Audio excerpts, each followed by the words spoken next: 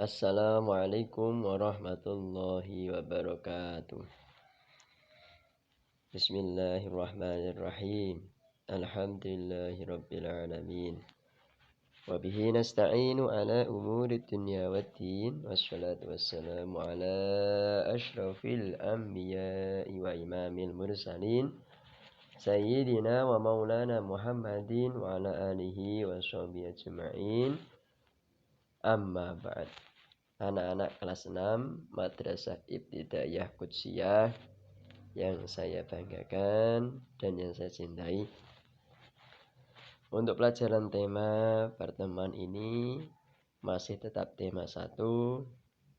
Adapun subtemanya sudah berganti, yaitu subtema tentang IPA, ya. Silakan bisa dibuka buku digitalnya seperti kemarin, ya, buku digital, yaitu halaman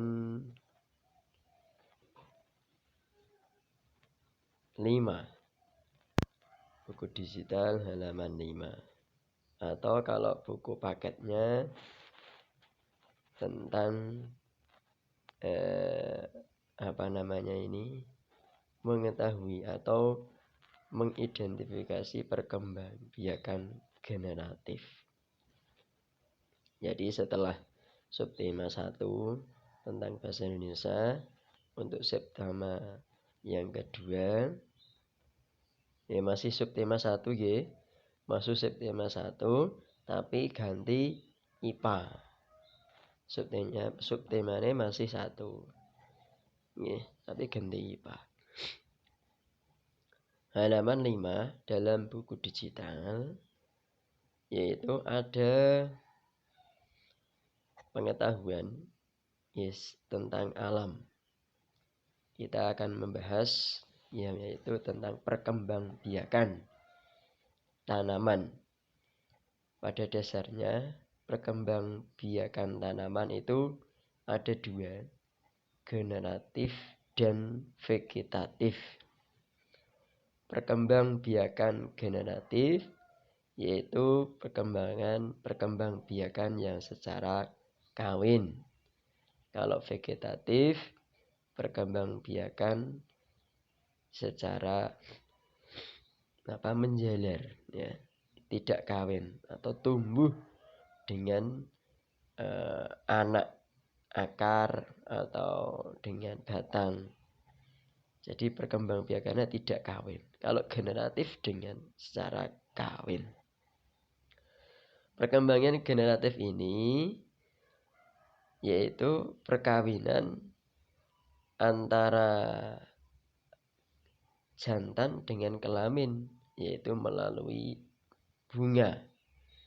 Jadi bunga masing-masing tumbuhan itu ada kelamin jantan, kelamin betina. Kalau generatif ada seperti itu, yaitu melalui bunga. Kalau vegetatif tidak melalui bunga, melainkan melalui akar. Jadi bukan kawin, tapi akarnya tumbuh berkembang. Nah, untuk pertemuan ini perkembangbiakan secara generatif. Bisa kalian amati gambar-gambar bagian bunga. Di situ ada bunga sebagai kelopaknya, itu mahkotanya yang warna merah. Kemudian benang sari, ya, benang sari itu sebagai pinggirannya mahkota. Kemudian ada tempat mahkota namanya kelopak. Kemudian dasarnya kelopak namanya dasar bunga. Terus ditahan oleh namanya tangkai bunga.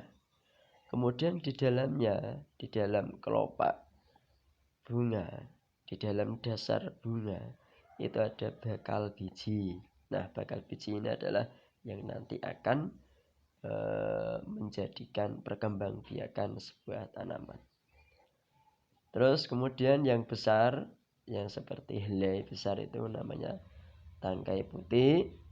atasnya namanya kepala putih. Kemudian yang kecil itu namanya tangkai sari. Yang besar itu jantan, yang kecil itu betina. Yang betina itu namanya kepala sari, kalau yang jantan kepala putih. Jadi kembang itu ana lanang ana wedok kepalane. Nah iki engko sing ndadekno buah. Nah, jadi kalian amati gambar ya.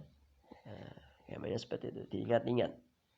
Kalau yang besar itu jantan, kalau yang kecil-kecil itu betina. Istilahnya sari, kalau yang jantan putih. Jadi ada kepala sari, kepala putih, tangkai sari dan tangkai putih. Nah, ada rangkuman. Yang pertama, perkembangbiakan generatif secara kawin atau secara kawin terjadi melalui proses penyerbukan dan pembuahan. Penyerbukan itu melalui bakal biji. Jadi ketemu mahkota atau kepala sari ketemu dengan kepala putih sehingga nanti penyerbukannya dalam bakal biji. Nanti terus kemudian buah. Ya, bakal biji ini membuah. Kemudian yang kedua, jadi proses perkembangbiakan generatif itu penyerbukan dan pembuahan. Harus berproses itu. Penyerbukan itu berarti jantan ketemu dengan betina. Kemudian nanti menjadikan pembuahan. Yang kedua, perkembangbiakan generatif pada tumbuhan diawali dengan penyerbukan, yaitu meletakkannya atau jatuhnya serbuk sari ke kepala putih. Jadi serbuk sari betina, kepala putih itu jantan. Jadi kepala sari itu ono serbuknya. Ada serbuk jatuh kepada kepala putih. Jadi satu bunga itu ada kelamin jantan dan kelamin betina.